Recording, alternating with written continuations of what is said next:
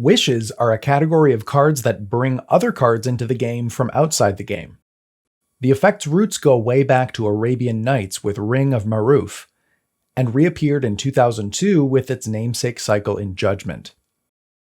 Since then, we've seen 10 new cards printed with this effect. Coax from the Blind Eternities, Fae of Wishes, Glittering Wish, Karn the Great Creator, Legion Angel, Mastermind's Acquisition, Research and Development, Spawnsire of Ulamog, The Raven's Warning, and Vivian Arcbow Ranger. You're probably familiar with a lot of these cards because more than half of them have been released since September of 2018. Every time one gets printed, a sizable portion of the community starts talking about whether they should function in Commander. On Thursday, March 25th, we saw several cards with a new mechanic that's confirmed to be in Strixhaven, coming out on April 23rd.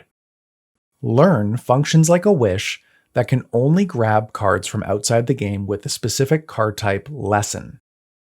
This has brought wishes back into the spotlight, so now's as good a time as any to talk about them.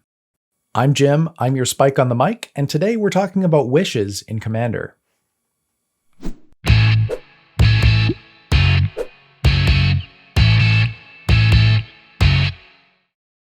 Let's begin by identifying the rules that are relevant to the discussion. This is a really great practice when it comes to talking about the format because it allows us to form informed opinions about the way things should be.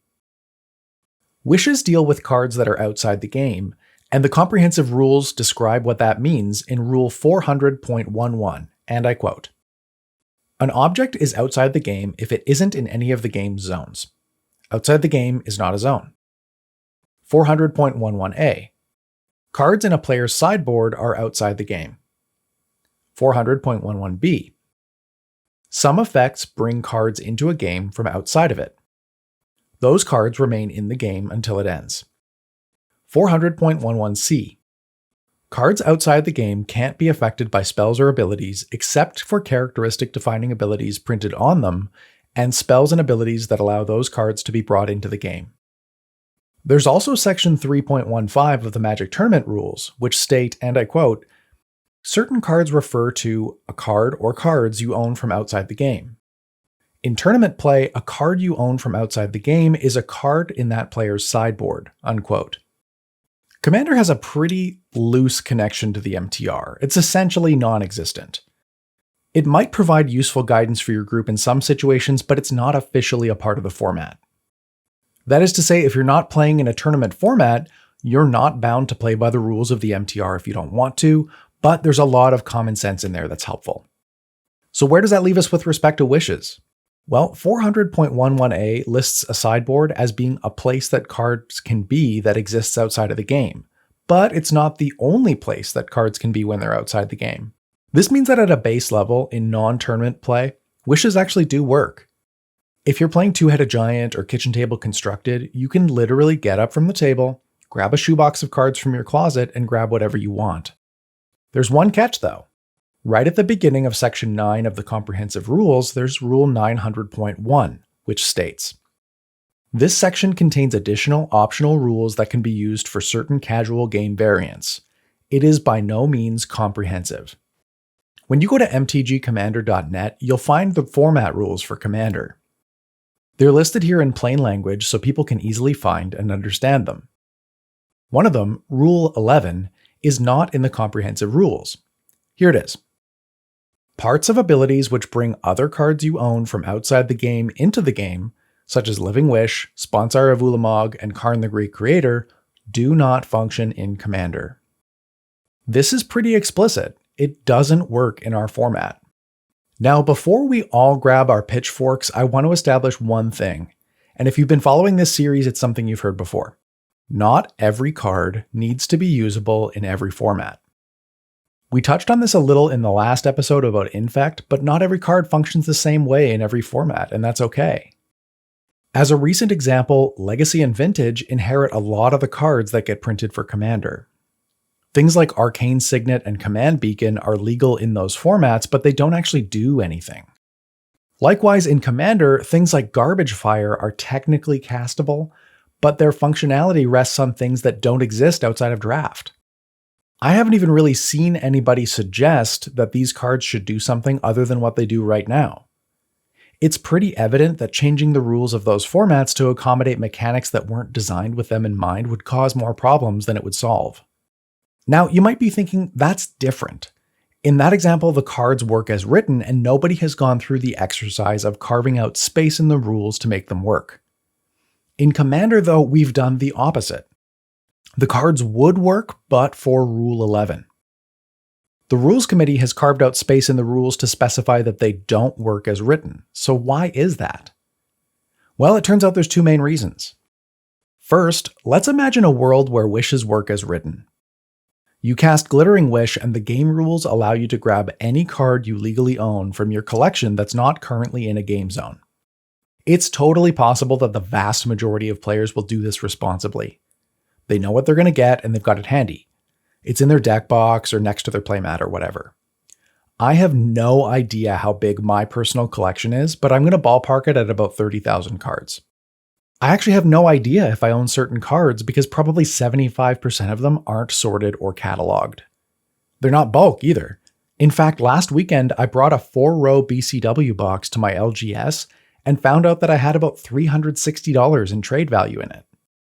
Are you going to sit around while I sort through it looking for whatever silver bullet I need for this exact situation? I wouldn't. It also raises the issue that I don't always play at home. Unless I'm wheeling my dresser full of cards to my buddy's house or my LGS, my wish cards function differently based on where I'm playing. Players who prepare to cast a wish card have an asymmetric advantage over players who don't, and having them function as written encourages people to bring a stack or a binder or a box full of cards with them to keep up. It also raises questions about whether the cards you're wishing for have to comply with Commander's deck building restrictions. Can I wish for a second copy of something that's already in my deck? Does it have to abide by color identity rules? What happens if I cast your wish card, maybe from your graveyard? Beyond that, wishes can also create a bit of social friction that underscores some of the economic inequality that exists among players. Card accessibility can be a sensitive topic, and I can definitely tell you that players are already sensitive to the idea of playing against a deck that's substantially more expensive. And adding what could be a multi-$1,000 wish board on top of that will likely exacerbate that problem.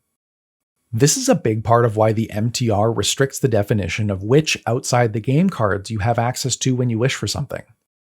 Sideboards have to comply with format legality and deck building constraints, and the MTR uses the sideboard as a mechanism to balance the uneven competitive advantage. It also reduces the burden on players who want to min-max. Even with this restriction, wishes still see play in competitive formats.